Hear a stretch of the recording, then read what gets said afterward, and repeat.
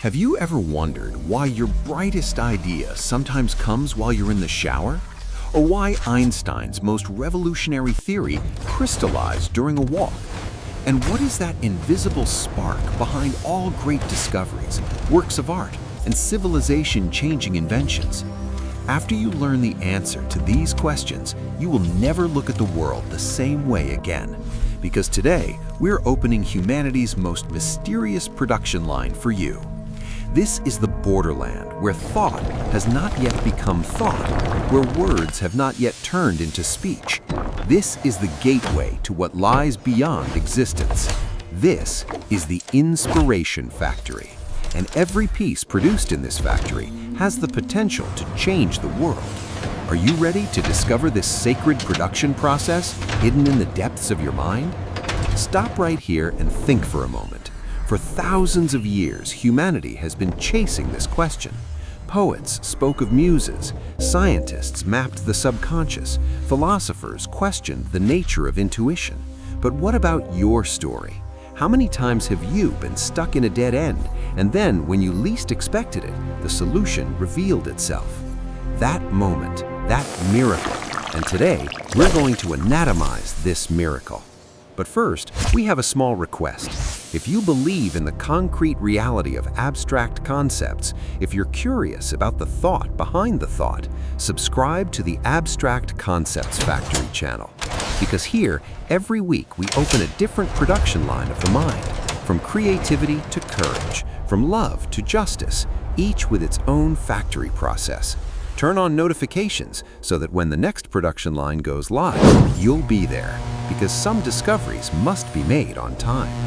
Now, let's open the factory doors.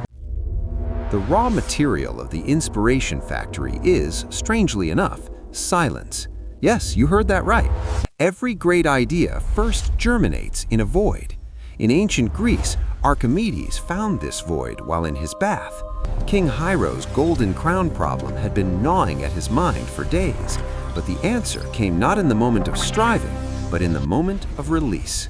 When he saw the water level rise and shouted Eureka, the first stage of the Inspiration Factory had actually been completed, the mind's surrender. This surrender is the critical first step of the production line, because inspiration doesn't come through force. Inspiration is invited. Newton's apple story is a perfect example of this.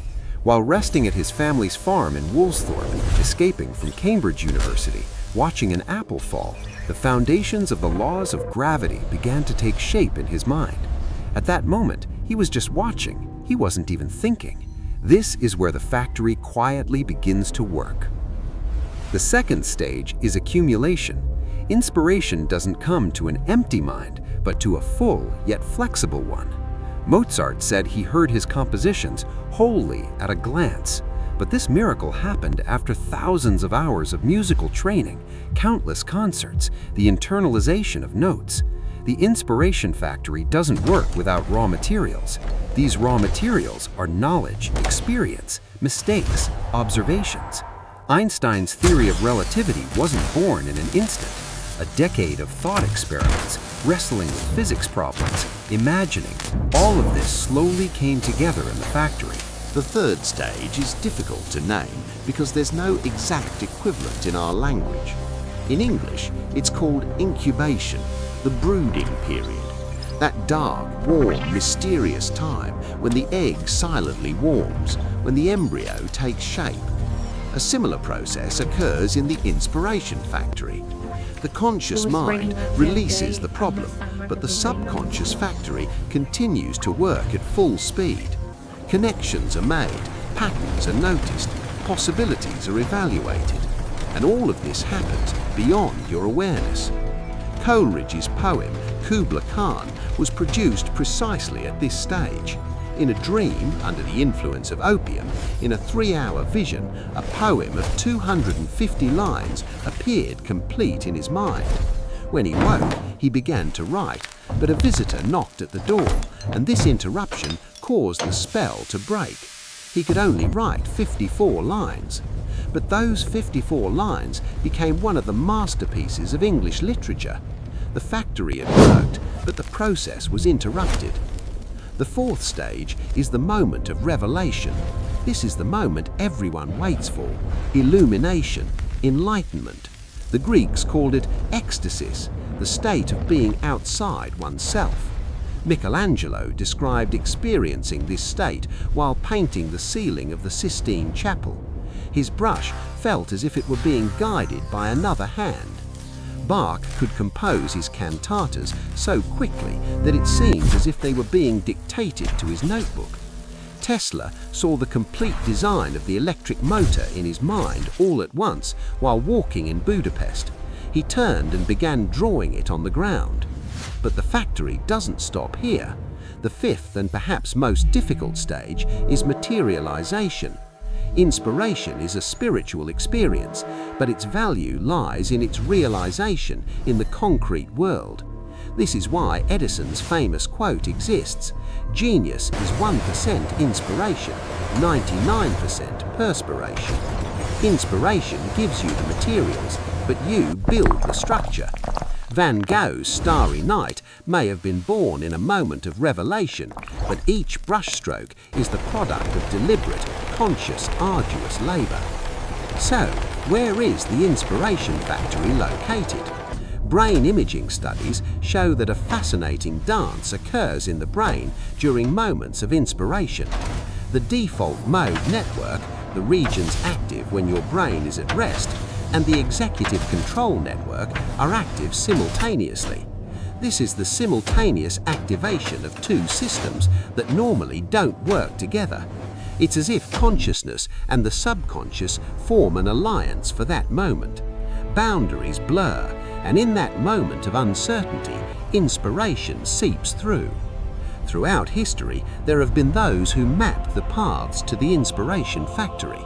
Sufis tried to open this door by vibrating the mind at a frequency through dhikr.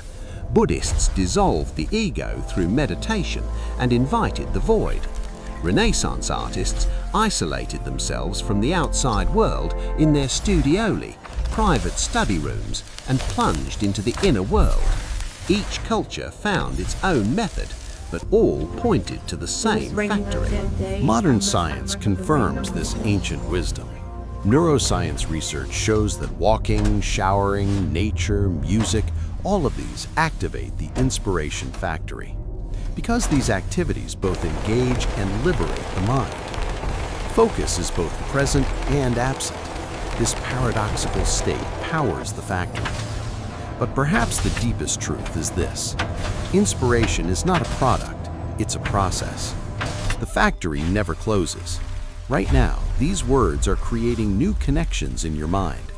Perhaps tomorrow, perhaps next week, perhaps years from now, one of these connections will ignite your own inspiration. Because every consciousness is also a factory. Every mind is a production line, and every moment is a potential moment of revelation. As Picasso said, inspiration exists, but it has to find you working.